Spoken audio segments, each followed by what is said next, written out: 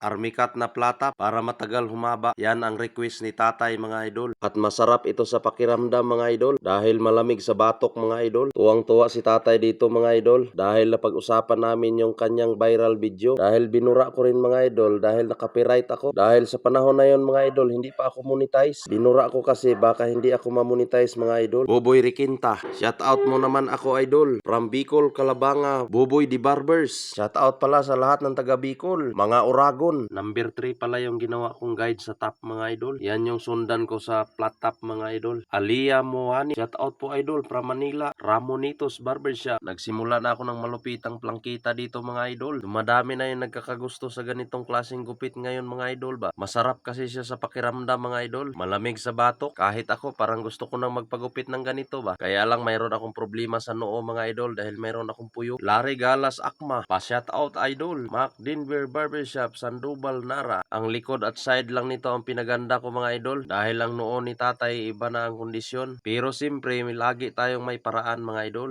More on plangkita pala ang ginawa ko dito mga idol para malinis ko ng husto yung flat top sa taas mga idol. To make sure lang na malinis talaga siya paikot. Kuya Ames, shout out idol. Pa-support pala kay Kuya Ames mga idol. Napakabait nitong tao na ito mga idol. Gumaganda na yung porma ng buhok ni tatay mga idol. Tiyaga lang talaga ang kailangan dito mga idol para gumanda. Kung wala kang tiyaga sa ganito mga idol, hindi talaga maglinis ng husto yan mga idol. Gamitan mo talaga ng malupitang timing at tiyaga yan mga idol. Hala, binaklas na mga idol. Zero lang or detailer mga idol. Magic na siya mga idol. Oh. GC Bayon, Paplix naman na idol. Malinis na ang ulo ni tatay mga idol. Sigurado pag ganito ang gupit mo mga idol, masarap sa pakiramdam. Gigi Ibura, shout out boss. Gigi Ibura ng Cebu. Oy, shout out pala sa buong Visayas. Lalo-lalo na sa Central Visayas, Cebu. Okay na mga idol. Salamat pala sa aking solid followers. Maraming salamat sa walang sawang suporta ninyo sa akin. Bye-bye, ingat!